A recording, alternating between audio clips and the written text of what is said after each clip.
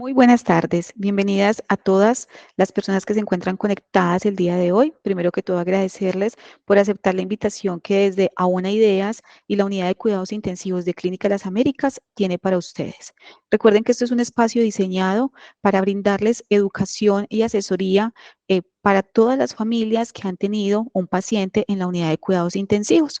Lo que buscamos es que ustedes tengan las herramientas suficientes para continuar con los cuidados y todo el proceso de recuperación desde el hogar. Para el día de hoy tenemos una invitada muy especial quien nos va a abordar el tema de rehabilitación física en paciente post-UCI.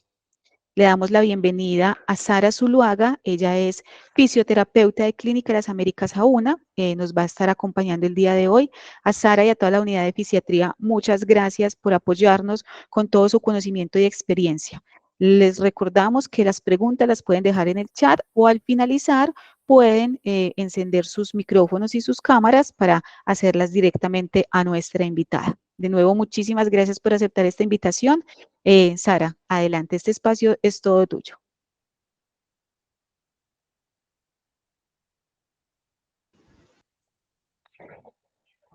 Hola, buenas tardes a todos, mucho gusto. Mi nombre es Sara Zuluaga. Yo soy fisioterapeuta, especialista en cuidado crítico de Clínica Las Américas AUNA. Hoy voy a presentar y estar con ustedes el tema para todas las familias de rehabilitación en paciente post-UCI y les vamos a comenzar a presentar entonces lo que tengo para ustedes.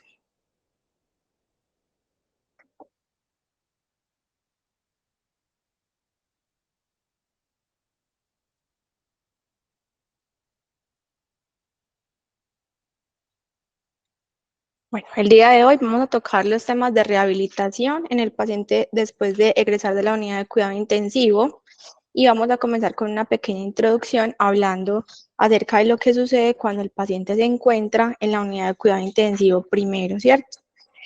Cuando tenemos pacientes que ingresan a la unidad de cuidado intensivo, normalmente tienen una estancia prolongada, se encuentran por más de 2 o 3 días en la unidad de cuidado intensivo y ahí es donde los pacientes comienzan a desarrollar una serie de secuelas a nivel fisiológico, emocional y psicológico por la estancia en la unidad de cuidado crítico, ¿cierto?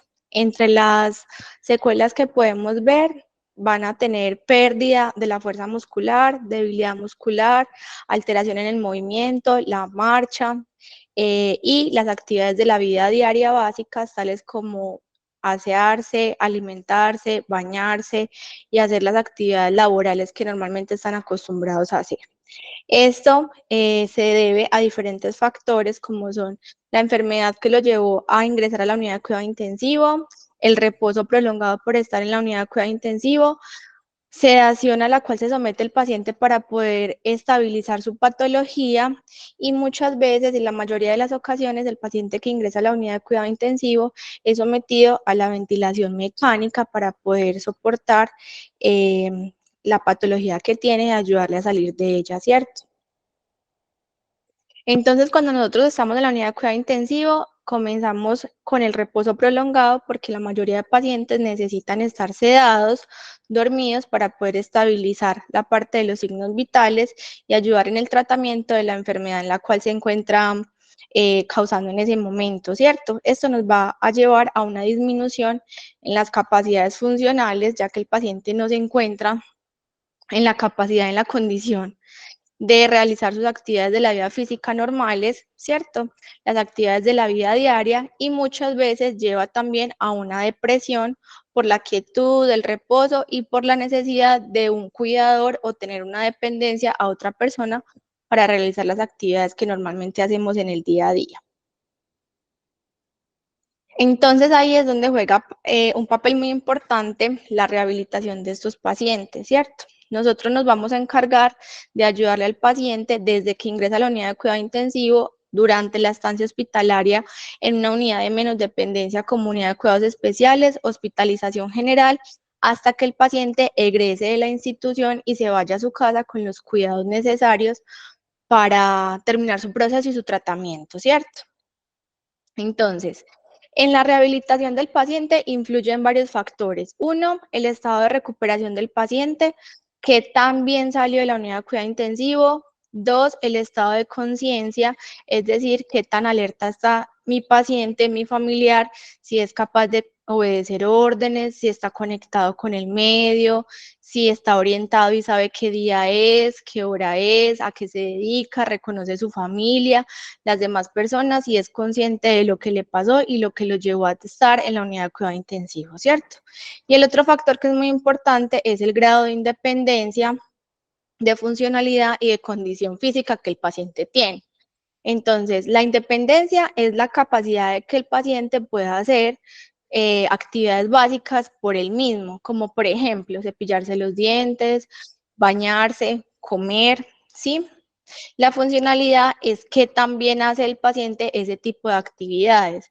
Entonces, si es capaz de hacerlo solo, si necesita un poquito de ayuda o si en realidad necesita toda la asistencia de otra persona para poder hacer esas actividades básicas que ya les mencioné anteriormente. Y la condición física es la capacidad del paciente para realizar este tipo de actividades sin fatigarse, sin descansar o sin necesidad de un oxígeno suplementario. Todos estos aspectos influyen mucho en el tipo de rehabilitación que vamos a tener con nuestro paciente, ¿sí? Para esto tenemos unos objetivos después de salir de la unidad de cuidado intensivo. Entonces, cuando el paciente sale de la unidad de cuidado intensivo, significa que su estado crítico o el estado más grave ya ha sido resuelto y está mejorando. Entonces, después de que sale la unidad de cuidado intensivo, llamémosle una unidad de cuidados especiales o en una unidad de sala generales o hospitalización, la idea es terminar el tratamiento por el cual lo llevó pues como la enfermedad para poder comenzar a planificar el alta del paciente, saber cuándo lo vamos a llevar a la casa, en qué condiciones se va a ir a la casa, si necesita algún tipo de insumos o medicamentos y vamos a asegurarnos también de los niveles de movilidad y funcionalidad del paciente, es decir, qué tan independiente es mi paciente para trasladarse de la silla a la cama, de la cama al baño, de la cama al comedor, si necesita algún tipo de asistencia como muletas, bastones, caminador, silla de ruedas, o si definitivamente mi paciente no puede ni siquiera trasladarse y tiene una condición que lo lleva a estar mucho tiempo en la cama, ¿cierto? Vamos a mejorar los efectos del desacondicionamiento físico asociado a la unidad de cuidado intensivo, ¿cierto? Porque cuando entramos a la unidad de cuidado intensivo, por estar tanto tiempo en esas condiciones, el paciente tiende a generar esa debilidad muscular generalizada que ya les había comentado anteriormente. Además de eso, también vamos a tener en cuenta los controles, las revisiones médicas y las recomendaciones que nos van a dar los médicos después de salir de la unidad de cuidado intensivo y ya cuando vamos a casa. Es muy importante y uno de los objetivos más grandes de estas reuniones y estas charlas es sensibilizar a las familias, a los cuidadores, a los acompañantes principales de las condiciones en las cuales se encuentra mi paciente y las necesidades que él va a tener o va a necesitar cuando salga de la estancia hospitalaria o de la clínica, ¿cierto? Entonces, vamos a hablar un poquito acerca de los beneficios de la rehabilitación. Estos se encarga, pues la rehabilitación hace muchos trabajos a nivel osteomuscular en el cuerpo, pero también nos va a ayudar a que el paciente psicológicamente se encuentre un poquito más estable, porque él se va a sentir útil, va a sentir que está haciendo cosas que lo van a beneficiar a él, entonces a nivel psicológico le van a ayudar pues como a estabilizarse también, ¿cierto? A nivel cognitivo nos va a permitir que el paciente estimule todas las actividades y funciones mentales porque va a tener que pensar para coordinar los movimientos, para seguir la secuencia de los ejercicios, las repeticiones, las series, ¿cierto? Y poco a poco, cuando el paciente vaya mejorando su estado y la condición física, nos va a permitir que regrese nuevamente a las actividades laborales o a lo que se dedicaba en su día a día. Además de todo esto, el ejercicio y la rehabilitación nos van a permitir regular el ciclo de sueño, lo que va a permitir que el paciente pueda descansar y recuperarse de una manera más satisfactoria. A medida que vayamos avanzando en la rehabilitación y en los ejercicios que vamos a tener con nuestros pacientes y familiares en el día a día, vamos a tolerar más el ejercicio, o sea que el paciente va a adquirir resistencia no se nos va a cansar tan fácil, no se va a fatigar, no se va a sentir tan cansado en el día a día y va a empezar a mejorar los volúmenes pulmonares, la capacidad del pulmón para poder respirar y hacer sus actividades de manera independiente. Vamos a mejorar la coordinación neuromuscular porque el paciente cuando sale de la unidad de cuidado intensivo le cuesta coordinar también esa parte entre el cerebro y la activación de los músculos, de saber cómo voy a mover el pie, qué es levantar la mano, cómo es llevarme la cuchara a la boca, ¿cierto? Y también la capacidad funcional para hacer todas estas cositas de manera solo, individual y con poquita asistencia. Además, pues de la propiocepción, que es como la habilidad que vamos a tener en el cuerpo para reaccionar a los estímulos externos de la deambulación, la marcha, de cambiarnos de la cama a la silla, ¿sí? Entonces, para que la rehabilitación sea exitosa, tenemos que tener en cuenta unos aspectos que son muy importantes. Todos nuestros pacientes son individuales y son únicos. Así ingresen por la misma patología, el mismo diagnóstico o la misma enfermedad que el paciente que se encuentra en la cama del lado, todos los cuerpos vamos a reaccionar de manera diferente a los tratamientos. Unos podemos mejorar más rápido que otros y otros nos podemos demorar un poquito más para mejorar y para lograr tener como esa alta exitosa para la casa, ¿cierto? Entonces la prescripción del ejercicio, así tengamos una idea generalizada y sea muy global, siempre esa prescripción va a ser individualizada y única para cada paciente. Es muy importante también el trabajo integral y multidisciplinario de todos los profesionales de la salud que están relacionados con mi paciente, con su diagnóstico y con el alta para la casa. Todos tenemos que hablar el mismo idioma y estar centrados en el mismo objetivo, que es que mi paciente se vaya en las mejores condiciones para el hogar, ¿cierto?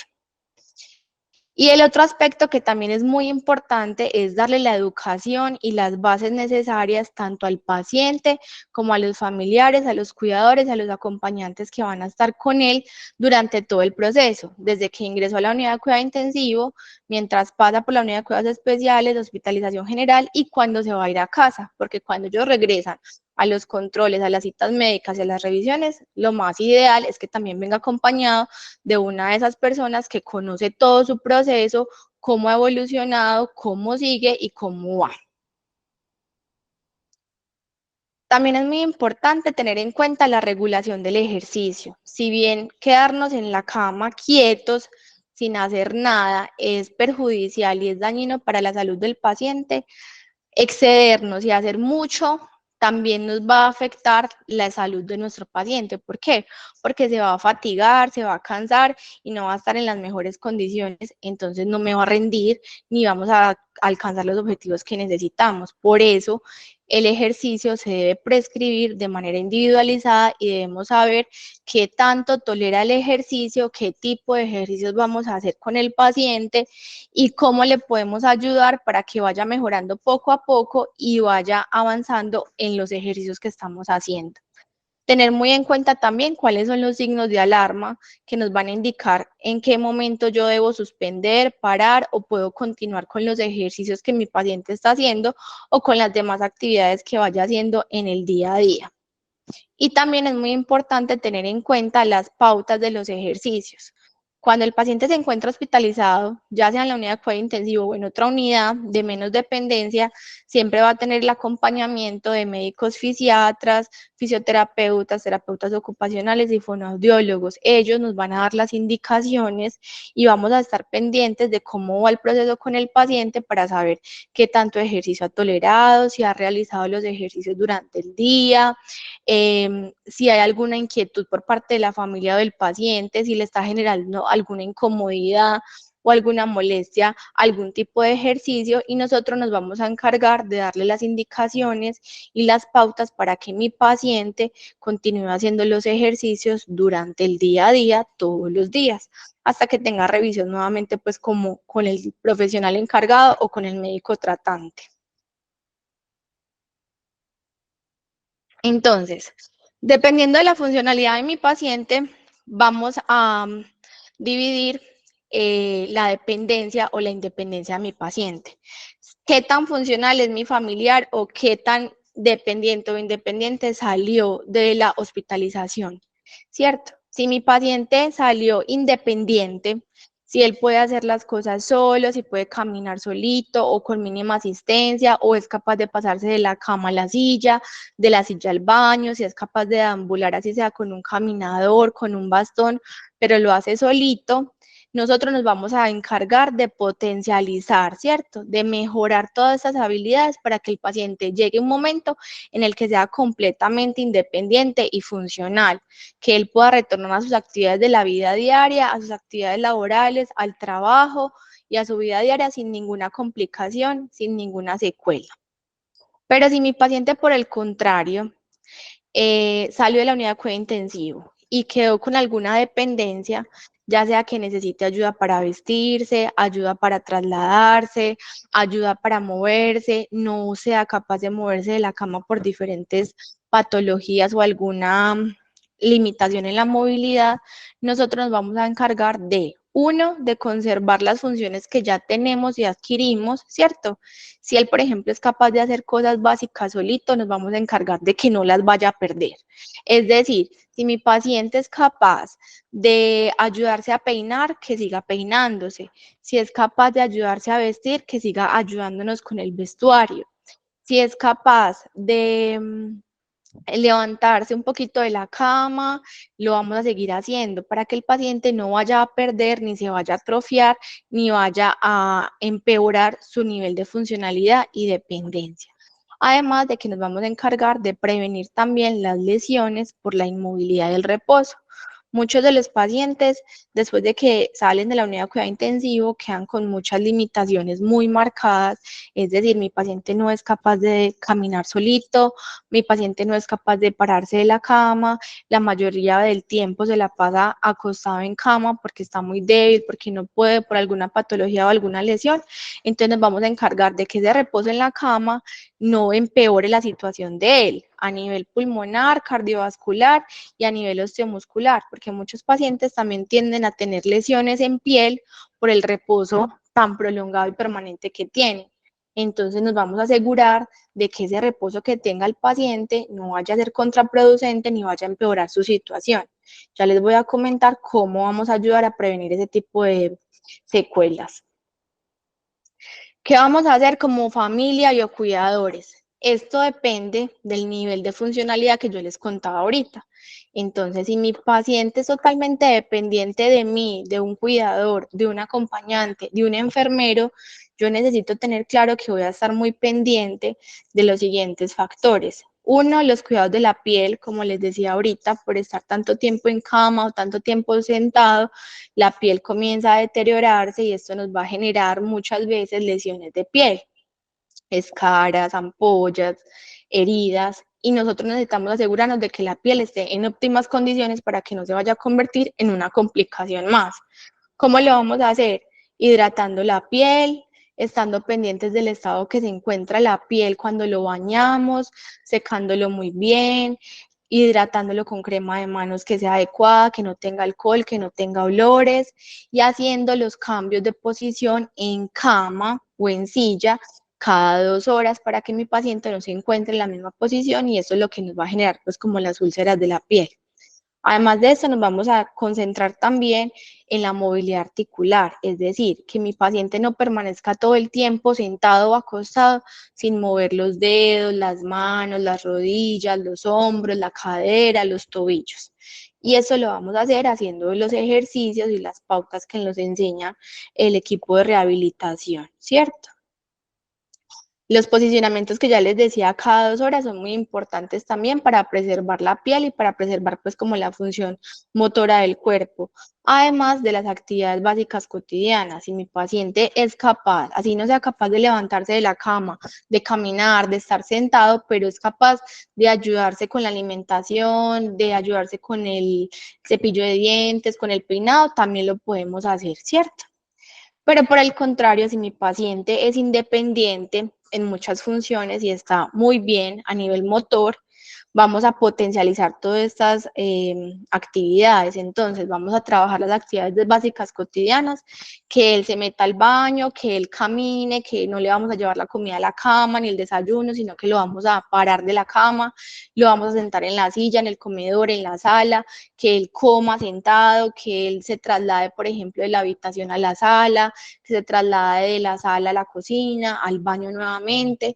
Vamos a hacer ejercicios de fuerza con las bandas elásticas, con mancuernas, ejercicios con el propio peso del cuerpo. Vamos a estimularle, a potencializarle la marcha. Entonces vamos a empezar. Si ya llegamos varios días en la casa, comenzamos con marcha dentro de la casa. Entonces que el paciente camine dentro de la casa 2, 3, 4, 5 minutos, lo que vaya tolerando, y vamos aumentando de manera progresiva ese tiempo de marcha en terreno plano, que no sean lomas, que no sean bajadas, que no sean escalas. Y una vez el paciente ya tolere bastante tiempo caminando y haciendo los traslados sin cansarse, sin referir mareos, sin referir que le falta el aire, podemos comenzar también con traslados más largos, hacerlos fuera de la casa, en terrenos o al aire libre, y también por medio de escalas. Entonces que ya comencemos a subir, bajar escalas y a trasladarnos a otras partes fuera de la casa para que podamos retornar a los labores de manera exitosa. ¿Hasta aquí tienen alguna pregunta?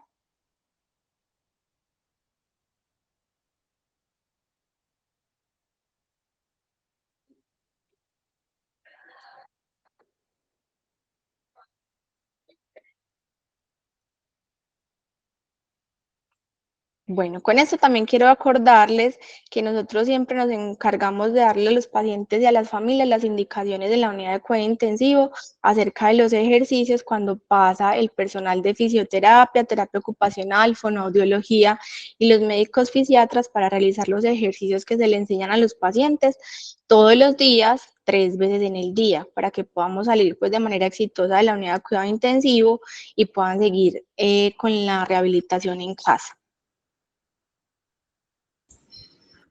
Bueno, Sara, muchísimas gracias por compartirnos toda esta información tan valiosa.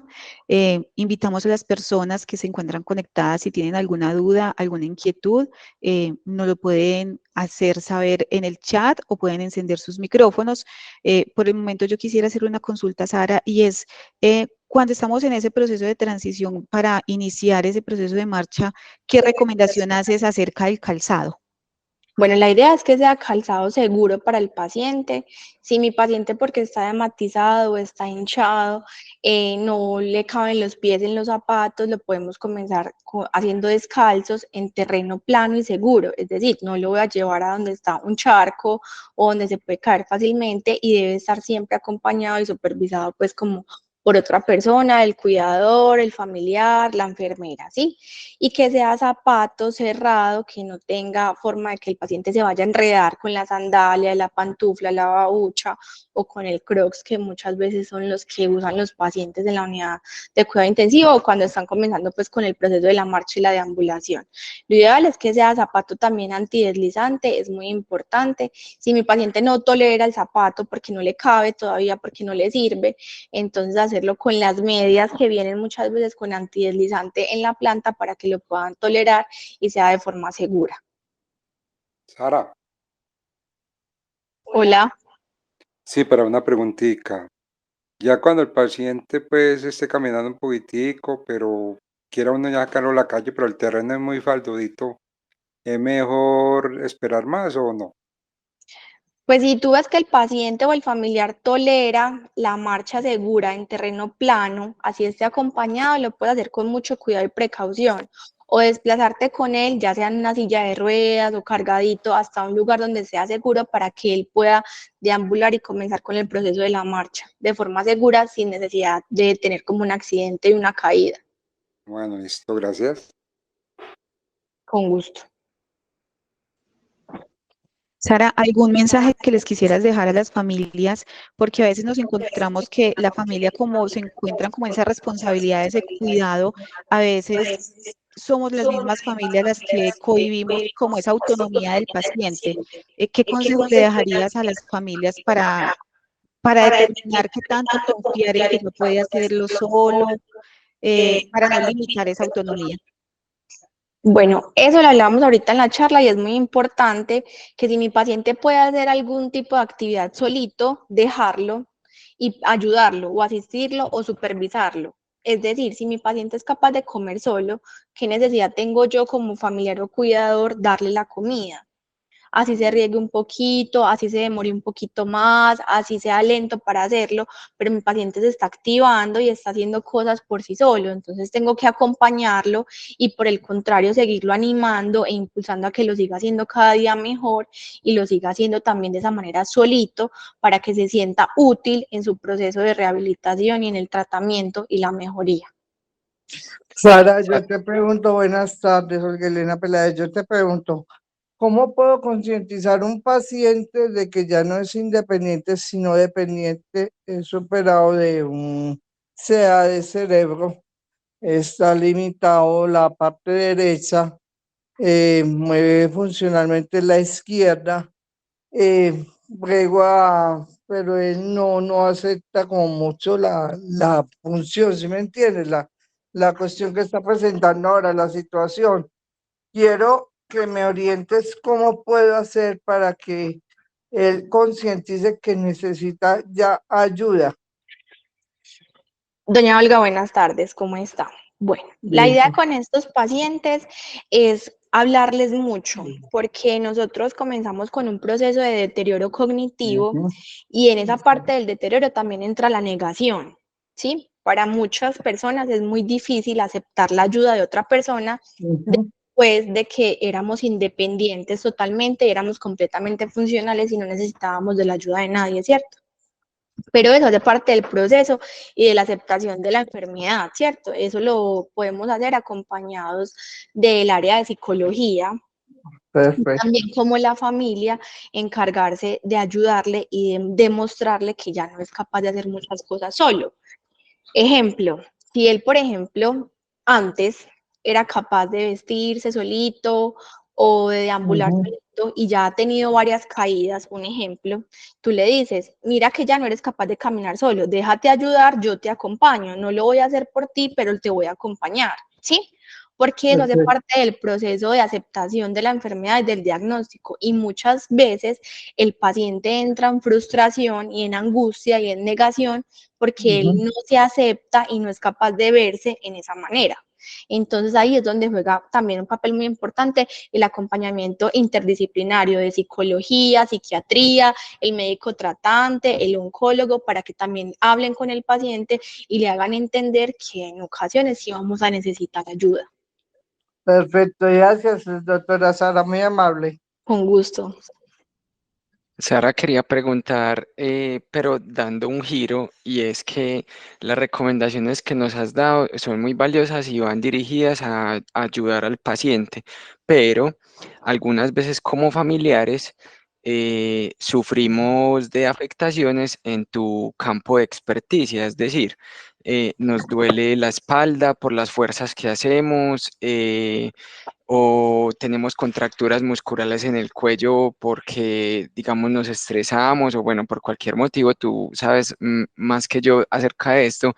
Entonces, ¿qué recomendaciones nos podrías dar? Sé que es un terreno muy grande y muy diverso, pero de higienes posturales para los familiares, para nosotros que cuidamos a nuestras personas en la casa, ¿qué podemos aprender o qué podrías decirnos? Gracias.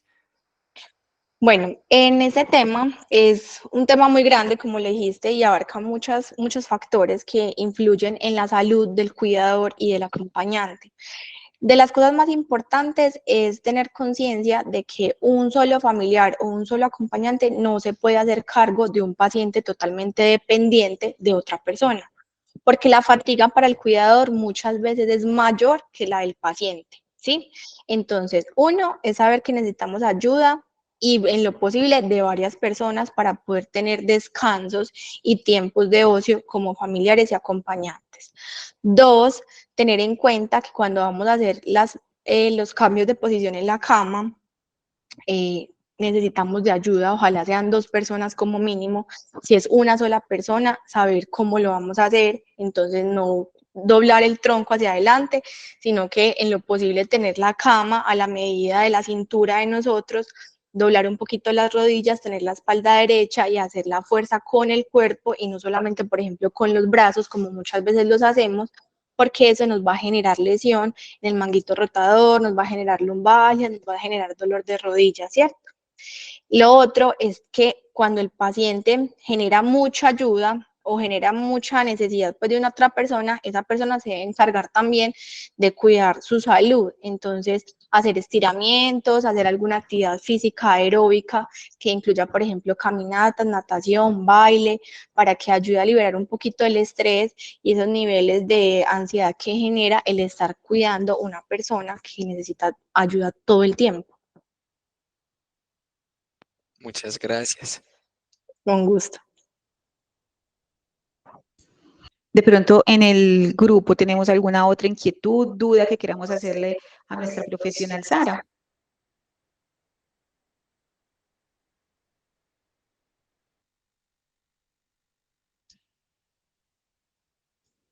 Bueno, no tenemos más preguntas en el chat. Entonces, los invitamos para que se conecten el próximo mes con otro tema de mucho interés para las familias. Y les recordamos que esta conferencia queda grabada en el canal de las Américas a una. A las personas que están en el grupo de WhatsApp, les vamos a compartir el link donde pueden acceder a ella, donde la pueden revivir. Les recordamos también que es muy importante diligenciar la encuesta de asistencia, que esto nos va a permitir a nosotros, por un lado, conocer la percepción que tienen ustedes de estos encuentros y también poderlos incluir en todo el resto de actividades que tenemos programadas durante el año para ustedes. El jefe Juan Pablo, de pronto, ¿algún otro comentario o algo más por decir? Gracias, ¿no? Y simplemente gratitud a Sara que pues presta su tiempo, sus conocimientos para enseñarnos. Perfecto. Muchísimas gracias a todos, muchísimas gracias por confiar en nosotros, en nuestros profesionales. Que tengan todos una feliz tarde. Hasta una próxima oportunidad. Hasta luego.